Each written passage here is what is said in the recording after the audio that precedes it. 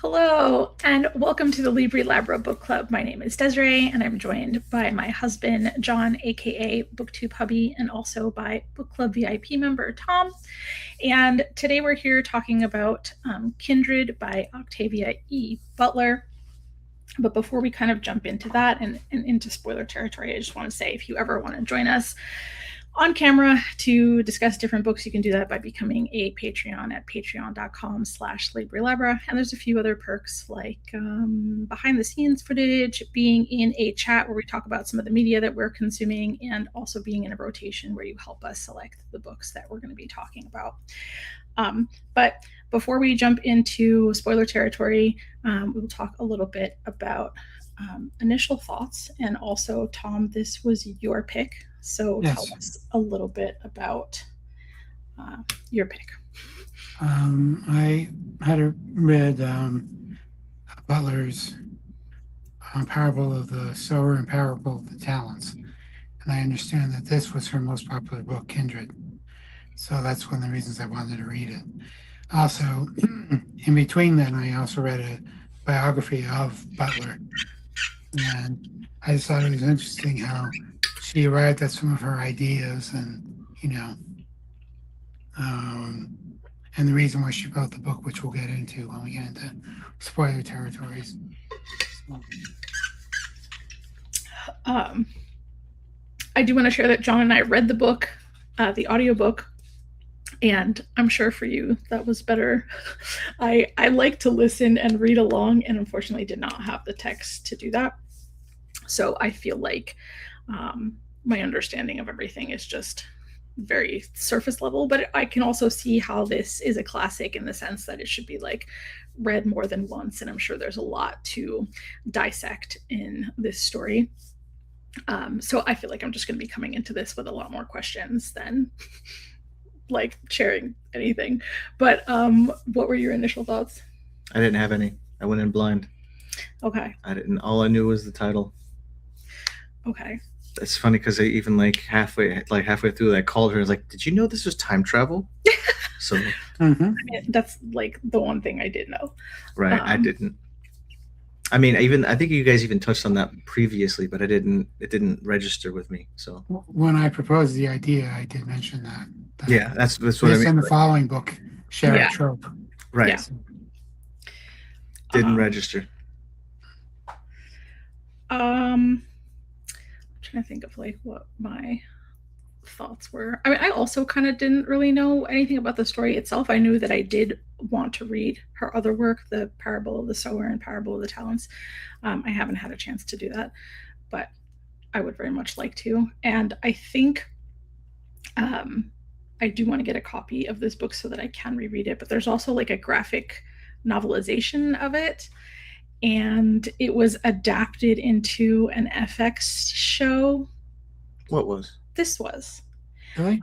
It was, but unfortunately it was like canceled after one season. So that kind of sucks, finding that out after the fact. Like I wish I had read the book beforehand and been interested in the show. So like maybe it would have, I mean, not me as one person, but like we could have saved it. No, I'm like, it just sucks that I didn't get an opportunity to like, I don't know. I might still go back and watch some of it because it looks interesting. But I feel like it is getting so much harder to talk about anything that has a historical premise because,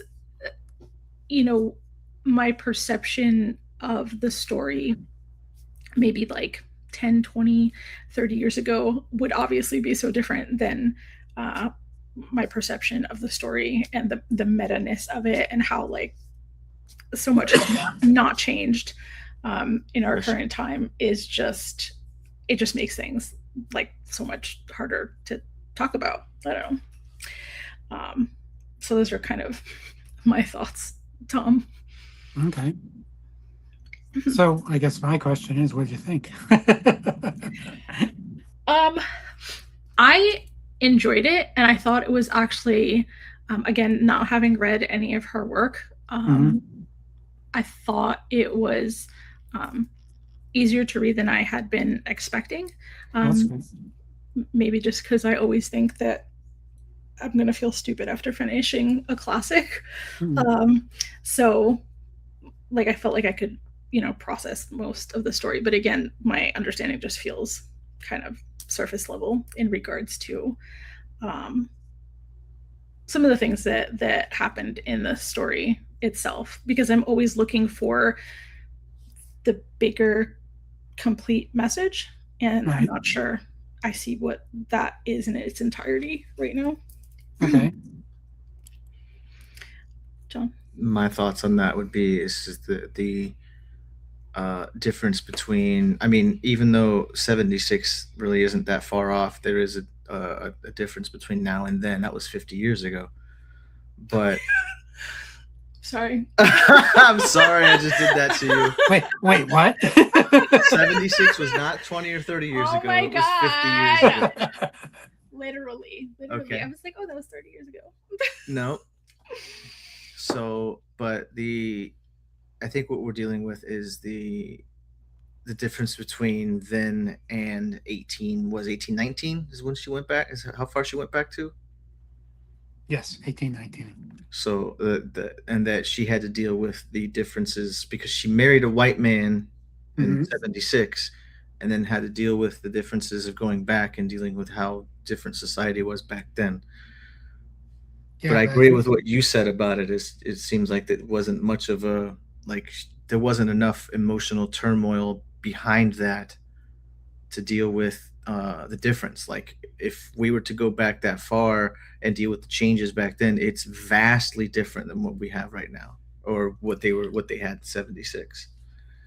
So it was like it's I don't know, um, but I think that was mainly the idea of what she had to deal with as a character going back that far and right. dealing with what the slave owners and how she was able to talk to everybody and Mhm. yeah. I think what I was saying was just that um, she was kind of going back in time and still being very much herself. Mm-hmm. I mean, even though she was like suffering consequences of the times that she was going back to, Right. it seemed like she was very much being herself. Where like, had I been thrown 100, 200 years, however many centuries back in time, I would have been terrified. I would have been terrified. I wouldn't have talked to anybody. I don't know what I would have done. Mhm. I just would have been like freaking out. So I didn't get that sense that she was like intensely afraid in her interactions. Although, like, I watched a brief trailer of the TV show, which shows her kind of like Mm-hmm. more freaking out about what was Mhm. happening. So, um, I don't know. I don't know, but like we're definitely in spoiler territory at this point. So if you still care what we have to say about this and you haven't read it yet, go ahead and read it and come back. Hopefully, this video still exists on YouTube. Wow. Okay. Yeah. What kind of changes do you Like expect 50 in the years next from couple now, of like years? 1770s. Oh my God, the fact that like I just watched 1770s. an interview talking about when she passed away because I didn't think it was that long ago, but it was in Right. 2006.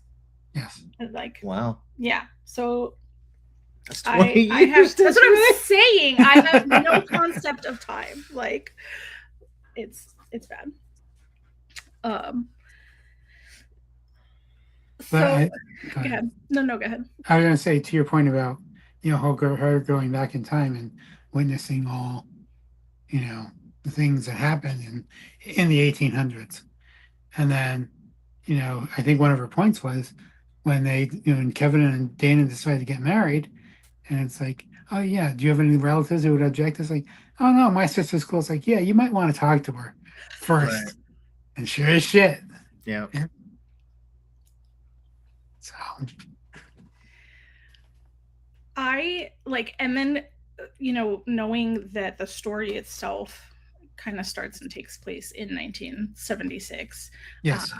And I'm just terrible at history, so I was like googling like what was the 70s like what was happening in the 70s, and I think having kind of no exact point of reference, I was like, well, how common is like biracial marriage then. Mhm. I just had a lot of questions kind of like that to just orient myself in Sure. the where the story was starting. um I, I guess the biggest question in my head was just like not understanding why she was time traveling. She didn't really get a choice in the matter. It's just like one day she woke Correct. up and she was um so yeah, so that's kind of part of what I didn't really Well, understand. I think it's brilliant on Butler's part to say, okay, you're going back to help this slaver who eventually fathers your ancestor, and that's how you come out. So she has a vested interest in the proceedings, But then she also learns that's a powerful position to be in, because she essentially, I think she says essentially to the dad, say, dude, look, I don't have to save him. Right. Not letting on that if she doesn't, you know, depending on when that happens, Right, that she she would would. not exist. Yeah. So That all that the whole time travel thing is crazy to me, because did she go back and save him, or was she necessary to save him every yes, time? yes, Because then it's just a causal I mean, causation and loop. that's like time travel. So Yeah. like, So like, but it's not. I think it's important to note who's being saved and who's doing the saving. right. Yeah. So, um Oof. Just the idea is that you are charged with saving a person who you inherently are made to dislike. You know what I right, mean? Like, exactly. ugh. And I thought that relationship was really, really well handled in that. It's like sometimes she does like him, but a lot of times like, oh, he would never, and sure enough, Right. he does. And yeah, he's just screwed up. And I think she does a really good job of showing how slavery, degrades both the enslaved and the slaver. Yeah. Yeah, dude. Even having that conversation with him and him talking about his dad being the better person was nuts. Hmm. Imagine it would be, you'd get better as the generations go on, but no, his Hmm. dad was the one that held to his word, and he actually had respect for people who actually had respect for her. He Right. held he actually, his dad held something that Rufus's word had done. Right. Like Rufus was going back on his word, and his dad was like, "What's wrong with you? You said Hmm. a thing. You make sure it's done." Right. Ugh, Rufus. I don't Yeah. even like There's his a name. certain perverse sense of honor there, but yeah, Right. you know, like if you give your word, yeah, you have to follow through. But given how awful he is to Alice and you know the rest of the slaves, sort of not surprising. Right. I mean, like, obviously it's also just like really um hard to watch her save what seemed like an innocent child, and then like you said, just watching him get like worse and worse. And Hmm. Yeah, the first couple of times I would count those as like the Huck Finn years, like where they have a good relation, considering the everything involved, they have a pretty good relationship. But as he gets older and he gets more involved in the institution of slavery, yeah, it perverts him in a way that you know it's not easily escapable, I guess.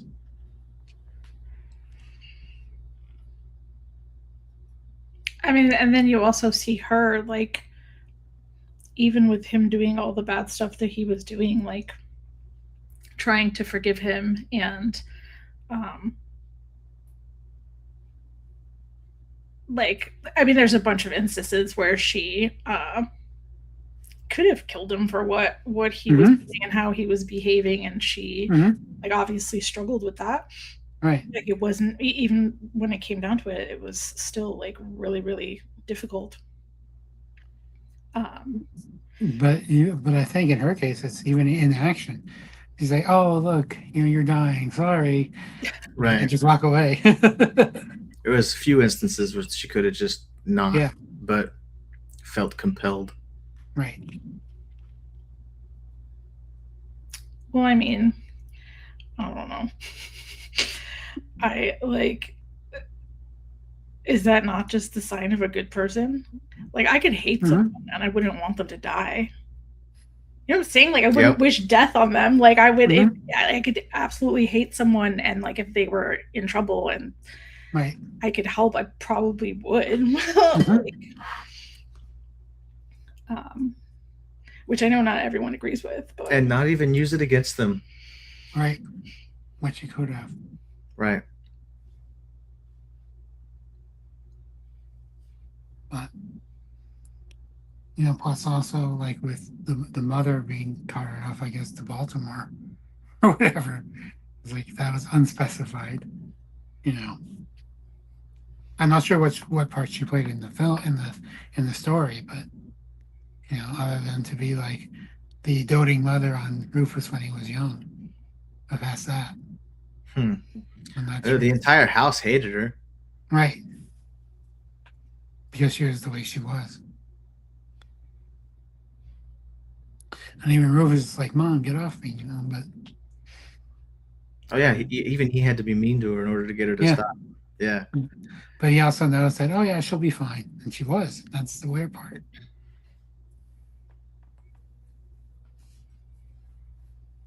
But the reason that, or one of the reasons I understand that she wrote Kindred is that, I guess a schoolmate of hers at the time was talking about, being a black student, fellow student. He's like, yeah, if I was in that time, I would rebel and I would do this and the other. It's like, no, you really can't, because everything is stacked against you. Yeah, they made it hard. Yeah. So as much as you'd like to think that you would do all these things, it's like, yeah, the actual doing of it. Like for example, when Alice escaped, she was gone for a good while, whereas they It caught was a week or 2 Dana. weeks. Yeah. Yeah, Dana they caught like within a couple days. So it's something apart from, book knowledge, I guess is probably the best way to put it. So wait, she actually made it more than a day? I thought that someone had told them right away that she had left, and they got her the same day. Who, Dana? Yeah, Could be. I think. because one of the slaves told on her as soon as like she Oh saw her. yeah, yeah. I remember now. Yeah, but once they know that, it's not hard to track them down, I guess. Once that soon after. Crazy. and then Mhm. was like her husband Kevin traveling with her just because he was like holding her when Mhm. she like okay. Yeah, apparently it has to be physical contact. Yeah, because she was taking like bags and other things with her. Right. And there was one trip in there where she did not take him home, and he was there for I forget how many years. Like 5 5 years. years. 5 years, yeah. Which is a long time. Yep. Especially when she was only back for 8 days. Mm-hmm.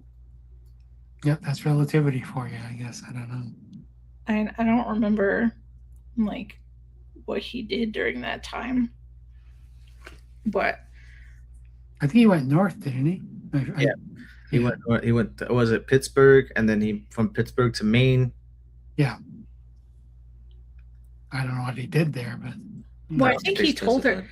Well, no, she asked him like what you were doing, and then I think he like defensively responded that he was like helping the slaves. mm-hmm. I mean, like Underground Railroad sort of a thing. Yeah, like hiding them and He was taking helping care them of get them north and like because the South was the problem.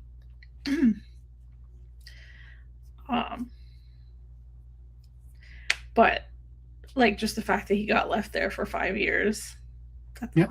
horrible. And then to be there like without her, and then like when she came back, the people were like he moved on. Like Right. Mhm. he moved on. It's been a long time. I'm sure he's forgotten you. Yeah, and then Rufus was holding her letters to him Yeah. after all that.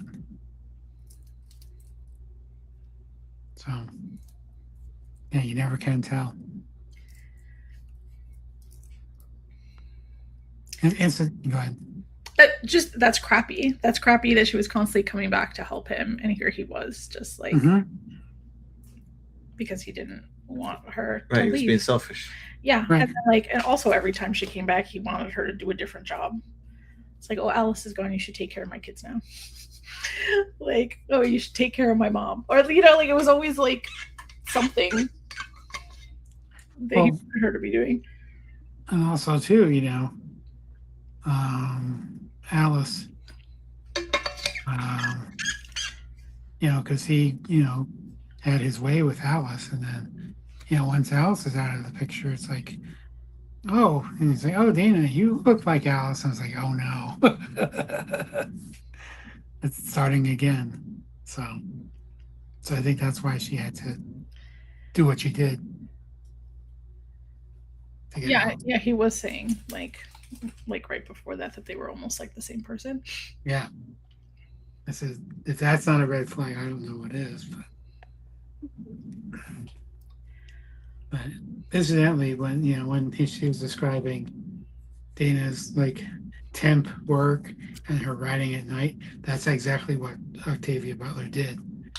She was doing temp work, and then at night she would be writing her books and such, and doing research.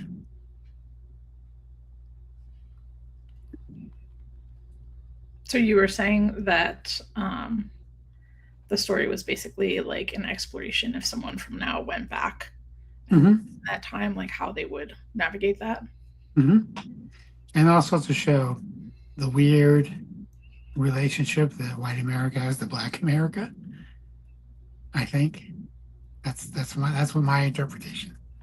Because they need each other, but yet they are clearly enemies.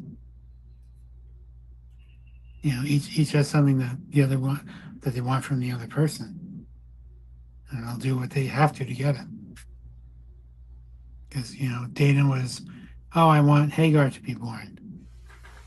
And of course Rufus wants his life to be saved, even though he's the one putting himself in danger most of the time. So, yeah, they were all his fault. Every single one of them. Although I got the impression that he was at least somewhat depressed, but that only comes out later in the book, I think.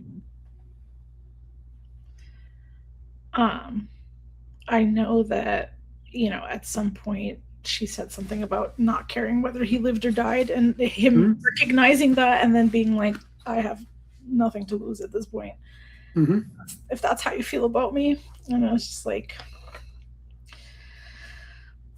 oh, Rufus. Yeah, well, she's been tracking like when Hagar gets born, and it's like, okay, now Hagar's born, so essentially the deal could be off. That she has to save him anymore. It was. Yeah. So, although I thought it was an interesting choice on Butler's part to name the last chapter Rope, and he's like said, oh no, is Dana going to meet her end? It's like, no, but Alice will. It's like a bit of misdirection there. But it's like, I surely hope not. But what was the author trying to say with Dana like losing her arm? Yeah, that was interesting. I know it started off the book started off with them navigating her going to the hospital for that, but right.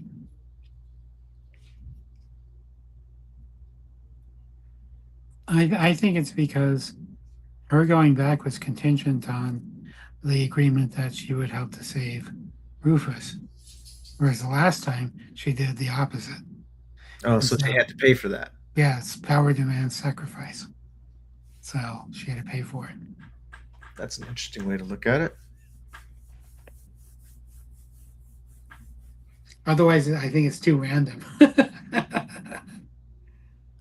Maybe if it was just location based, because I don't know. No, that didn't make sense either because they found the place afterwards. They weren't actually in the spot where, It happened. yeah. So that your explanation makes a little more sense. I mean, I guess in my mind, I was thinking of it and I guess it could be said the same way by her having to make a sacrifice, but the fact that she essentially kind of destroyed a piece of herself by killing him because he was part of her lineage. Mhm. Pretty much. You don't get that close without losing something. Yeah. I think anyway. Well, if you can look at it in an existential sense, just murdering somebody, period, you end up losing lose a part of piece, yourself. yeah, and a piece So, of your humanity. If you something that you never do in your lifetime, and then you do it, and then you're a different person. I would have to look at it again, but if the same, I think it was the left arm, if that's the arm that she used to stab him with, That's I would also totally be on board with that.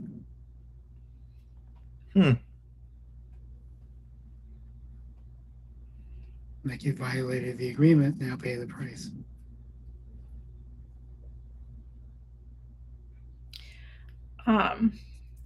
How did you because at first when she's time traveling, she doesn't know why, she doesn't know how it's happening, she doesn't know what's triggering it. How do you feel about how she started navigating that? I have to think there's at least part of it is like, oh, you again, and you're in bad straits again. So, and this happens all the time. I come back. He apparently calls to her, even if he doesn't realize it. The way Dana talks about it. So, He did say that the first couple times that he heard Kevin talking, or he heard something going on right before it happened, like he had like right. a precursor to it happening. But it seems like it was fear based. So his fear brought her, and then her fear took her back. Fear of dying, anyway. Right. Was it the fear of dying or just like trying to die? I don't think he was trying to. No, not him, but her. No, because like at some point she like cut her wrists. Yeah, that wasn't unable to trigger it. I don't think she wanted to die. She still feared it. Well, I feel like she wanted to die in that timeline. Is what it felt like to me. That she was like, I'm done with this shit.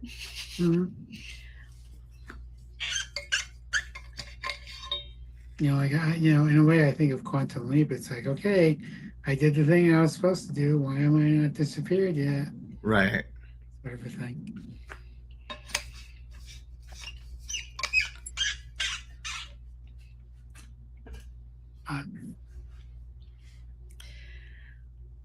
I feel like there's, at least on my mind anyway, I feel like I've been thinking about time travel a lot.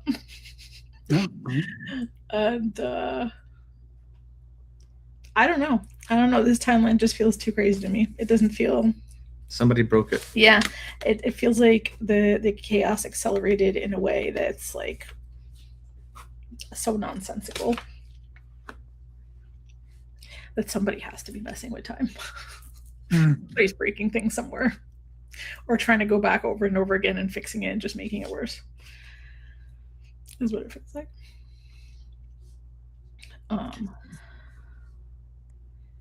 One thing that surprised me was like when the regulators would bring back the slaves, the runaway slaves, they apparently let the dogs chew on them and such. And I was thinking, wait, that's property. Why would they allow that? Because in my head, at least some of the other, period books that I've read, it's like, oh, hey, you damaged my property. You owe me money for that damage, sort of a thing. But that's never brought up in the book. I think it was more or less just to show the animosity that they had, that they just had their fun no matter what it was that they Oh actually. yeah. It was just pure malice. It wasn't even like anything they thought of. It was they were just having fun at that moment, just because the inhumane Mm-hmm. things that they did, there was no moral gravity to it. Right. Well, that or, I guess they didn't consider the damage that, bad, that it would require some kind of compensation. That's the only other thing I could think of. But the way Dana describes it, it sounds pretty bad. So I'm not sure what to believe there. Excuse me. Bless you. Hey, Yeah, that's one thing that Butler said about the book, is that if she wrote it the way, like, totally accurate to the historical record, nobody would read it because it would read like torture porn.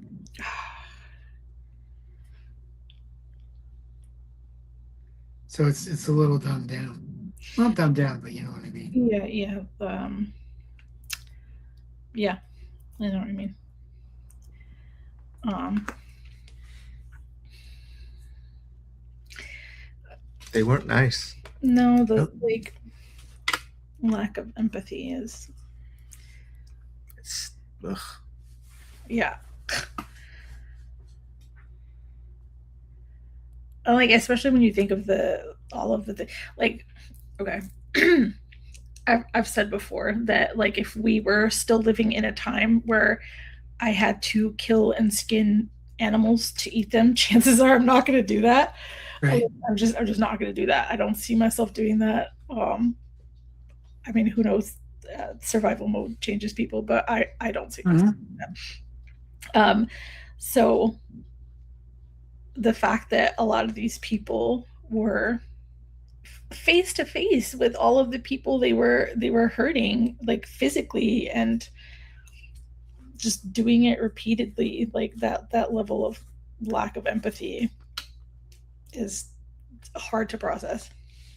Oh, Worse than animals.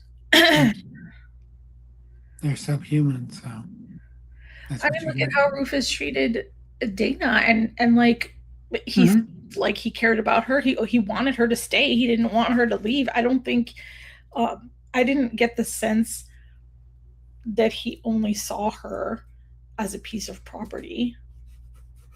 Like, he was obviously hurting for lots of different reasons, and there were times that he put out on her, and maybe he didn't, like, always respect her, but it seemed like, he still cared about her in his weird way.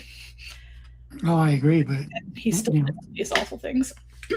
yeah, but in the end game, she was property. That's what we found out in the final scene, right? When she stabs him. So, yeah, that's what I said. It's a very complicated relationship that they have, Rufus and Dana. And they're frenemies, but you know, because they do truly like each other sometimes, but you know, the fact that Rufus is the way he is kind of puts a limit on that liking, especially when he does stuff that, oh no, he'll never do, and yep, he did, surprise. So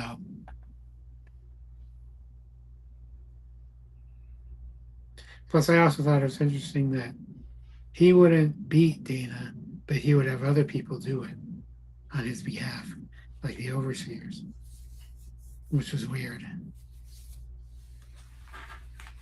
And I cannot remember the overseer's name. Like when they had her working out in the fields. I don't remember the name. Yeah, but it doesn't really matter. But Edwards? I forget. I don't know. But like I said, it's just there's a certain perverse code of honor there, but she's still getting beaten.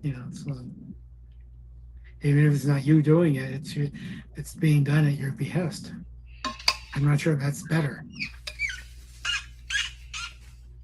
So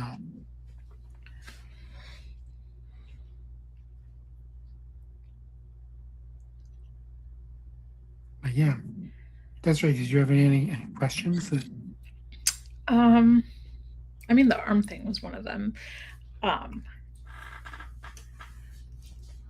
you know, time travel just ends up getting confusing because it feels very circular and non-ending. Until somebody puts an end to it, like we had, with Dana.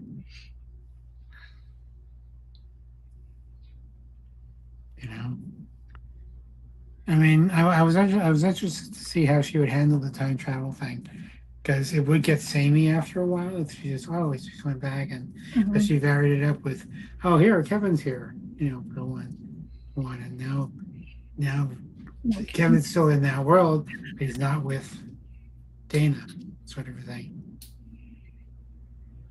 Although mainly the main point of interest is how Rufus is, whenever she goes back. From starting as a kid to, I guess, an adult around her age, at least.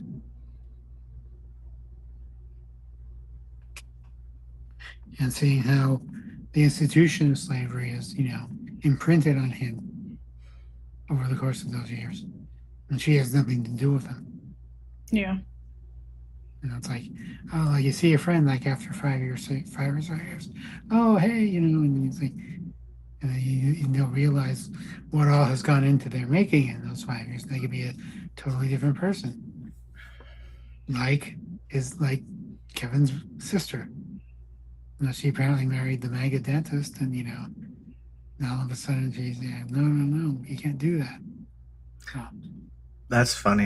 You use that term because that wasn't a thing back then. Oh, I know. But that's great. But yeah, she fits the profile just yes, fine. Yes. Somewhat rich and yeah. Yeah. So people get influenced by that. And of course, Dana points out that her family wasn't exactly delighted either. So,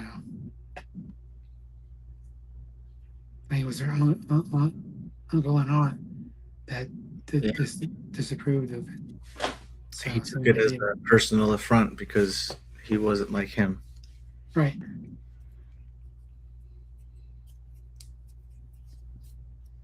This goes to show you, even in the advanced world of 1976, or even now, some stuff is still up for grabs. So, I mean, not that anybody here needs to hear my opinion, but it's like, if you find somebody that you are that in tune with, yeah, go for it, regardless of who they are, because you probably won't find anything like that again. And count yourself lucky that you found them. But I know there are other opinions in the world. Yeah, but that's a very open-minded outlook on that too. Yeah. A lot of people put other hurdles in the way just immediately just because of what society has taught them. So I'm trying to think of what else there is to ask, but I mean, I know, obviously she also makes it a point to kind of incorporate the advancement of science and knowledge in regards to certain things, like yes, I immediately thought of Outlander. Yeah. I had to look up what I think ague is that what it was? Ague. Yeah. I had to look up what that was because I didn't know what that was. What, their term for malaria? No, it was a term for fever, most likely caused by fever. Yeah. It's funny that she ended up calling the doctor the butcher. Yeah, because he wasn't helping. Or even she was trying to talk to somebody about the mosquitoes, and they were like, "Why are you talking about the mosquitoes? Like, what do the mosquitoes have to do with anything?" Right. Because they transmit the disease, but they don't know that. Right. And it's also interesting, not that she was necessarily telling everyone, but I feel like she was still sharing it rather freely about the fact that she was a time traveler. because I feel like that would be like, in my mind, if I had to time travel, I feel like the first thing I'd be trying to do is like, um, what's the word I'm looking for? Blend in, I guess. Yeah, Mhm. call the witch. for safety reasons.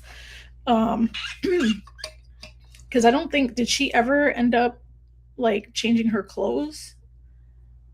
I don't think so. I don't think so either. Because the options that she also had back in '76 that she thought she was going to bring with her, they were like the most inappropriate things. So she was like, I might as well look like a man instead of wearing things out in the open.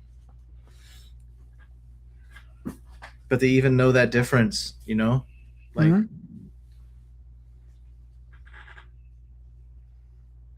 Yeah, plus they, would give her, quote unquote appropriate wear for slaves. So, because she did look like a man, and I believe that was also true of Butler herself as well. She often got that she looked like a man. So, but just for wearing pants. Yep. Which is like crazy to think about. Mm-hmm. Like, obviously, I wear pants all the time. And I mean, really, it's kind of silly to think that would define, who could and could, like, who was a man based on whether the pants that were being worn or whatever. I know we've had like discussions about how there's a lot of fashion wear for women that have fake pockets, like rage inducing. When I buy a pair of pants that has fake pockets, or the joy that I feel when I end up buying a skirt that I didn't know, a skirt or a dress that actually has pockets. Like, it's funny to observe because friends usually react the same way, like, oh my god, it's got pockets. Mm-hmm. Do you know how much you take your pockets for granted? Oh, you pocket privilege? Yeah, no. Oh, and you know what? Like every once in a while, like, because I have a pair of black jeans. Every once in a while, John will accidentally put on a pair of my pants. That's how I'll know they're not and that's mine. how he knows that it's not his. The minute he sticks his hands in and he's like, and there's no pockets. No, it's not that. No, it's like a half pocket. It's yeah, like a quarter it's not pocket. Deep It's not enough. even like, are you kidding me? And I remember him telling me, yeah, my pockets are way deeper than this. And I was like, what? You have bigger pockets? So. Yes, pocket privilege. There you go. But yeah, I think it was explained in some video we saw on Instagram that women weren't allowed to have pockets because men were scared about what women would do with them. Probably with good reason. Yeah, right. So they weren't allowed to have pockets so that they didn't share any kind of like pamphlets or information or anything that women shouldn't have had. And just rage. Makes me feel rage. You know what? And also, on that note, like, if we didn't have power that they were afraid of, why would they try to control it so bad?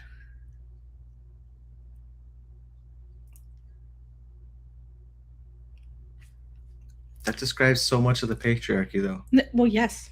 Like, yes. Not even just like humans in general. Mm-hmm. If they're that, control is a matter. It's all about that fear. I mean, and obviously, also the story is like demonstrating how trying to completely control something just strips people of their empathy. Mm-hmm. Have you seen or read have you seen the graphic novel? I have it. I haven't read it yet though. Come to think of it, I have the Talents and Sower as well. I Oh, haven't that read has those graphic either. also. Because I But was looking for the text for this. I don't know if there was a hold at the library or it just wasn't. I was having trouble finding it. But I did see the graphic novel. yep. Oh, you tried to get a library copy of Kindred? Mm-hmm. Oh wow. And it was out? Let me see again. I mean, that's where I got the audiobook from.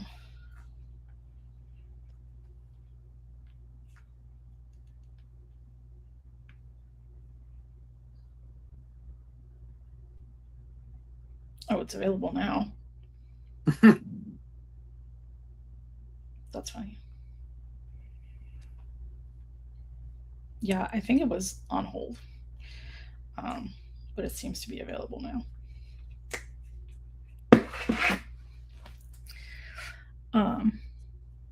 But final thoughts? Or does anybody have any other questions? I don't think I do.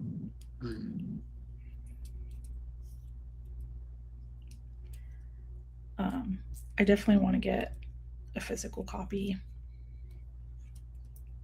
And I want to, yeah, so that I can reread. I'm probably not going to reread it immediately, but like at some point.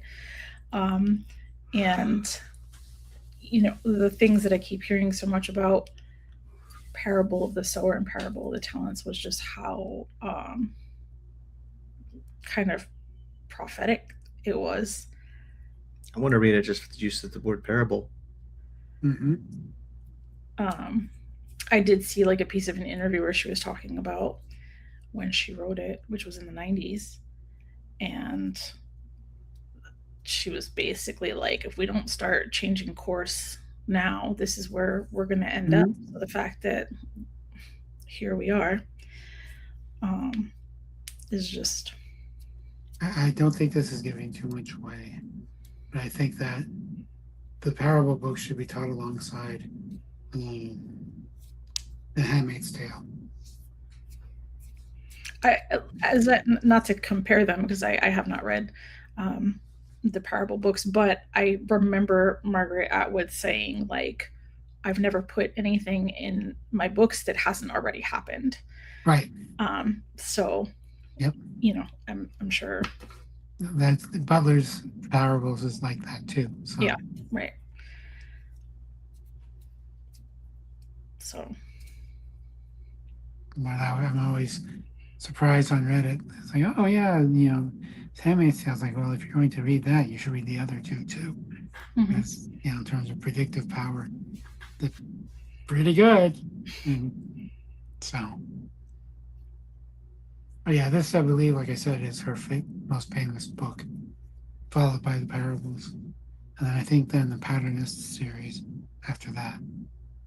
So I'm not sure if I'm going to read the Patternist series. You know, because I'm content with these right now, but who knows? So it was an easy read for me. I can't say I thoroughly enjoyed it because it made me cringe most of the time. That was just because I was brought up in a different era of time. I actually have empathy, but 4 stars is where I'm going to sit at. It was a good read. It was yes. had quite a few thought provoking instances in it, and which I did enjoy. Yes. I would give it 5 stars, and again, I want to make time in the nearest future to reread it and kind of process it even further or a little deeper versus just listening, which I know is not the best way for me to consume books. It's usually better when I do both. And I do want to read the parables. They are worth it. How about you, Tom? Rating? I gave it a 4. But I think if I thought about, like I said, the relationships more between Dana and Rufus, and Dana and Kevin, it may be higher than that, which may be for a reread. Yeah, I definitely think a reread's helpful. I'm not much of a rereader, but lately I have been. Like, I've been finishing books and like immediately restarting them, which is kind of wild for me, but I've done that myself. So I will probably do that. Next month for September. Actually, let me pull it up so I can say who the author is. Carol Claire Burke. Okay, thank you. So next month we're reading Yesteryear, which also involves some form of time travel.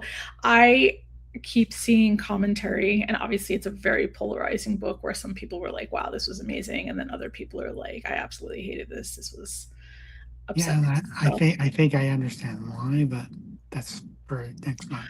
I guess I'm looking forward to finding out what side I end up on. Oh boy. Because it sounds like it's probably going to be something that I'm going to hate. But not hate because I think it's bad, just hate because of all the ways it makes me feel different things, So I don't know. We'll see. But it also seems like lately people are having trouble differentiating between a book just making you intentionally feel something and it being bad. Like, and I know that's like a critical thinking thing. That's like what, like a trope sort of thing? No, like people differentiating. Authors can write a character that is morally not a good person, right? Yep. That doesn't make the book bad. Correct. That doesn't, right? But people, I've been noticing that people are not making that distinction. But it's a lot harder to like the book if you don't like the main character. Yeah, I mean, I can't think of a ton of books that I've read where I didn't like the main character, but I feel like I have to dislike more than just the main character to be like. Oh, you mean like Wuthering Heights? Yeah. Well, they're all freaking nuts anyway. That's the one book that I could think of that I was like, wow, I hated everybody. I'm actually starting to get the sense of like before, like we started teaching everybody about each other, like they all sucked. Like humanity weren't nice to each other, period, for a very, very long time. Nothing's changed. That's true.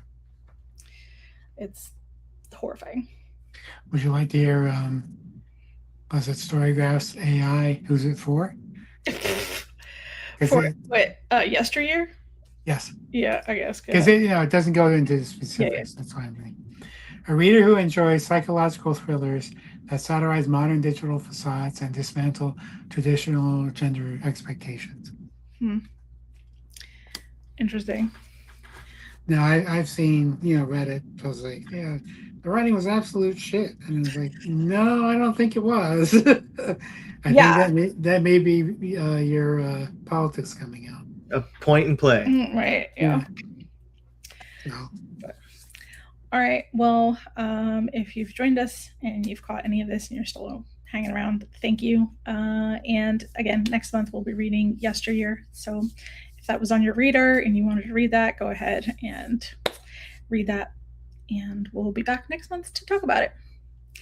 So have a good evening, everyone. Bye-bye. Bye.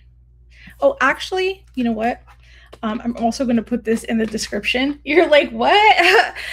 Wait, there's more. Injiri from Onyx Pages read Kindred and also the graphic novel and had a video like reviewing and talking about all of that. And so I'm going to link to their page in the description because I feel like they were able to talk about that way better than I was. So, all right. Thanks again. Have a wonderful weekend. Now bye. Bye. Bye.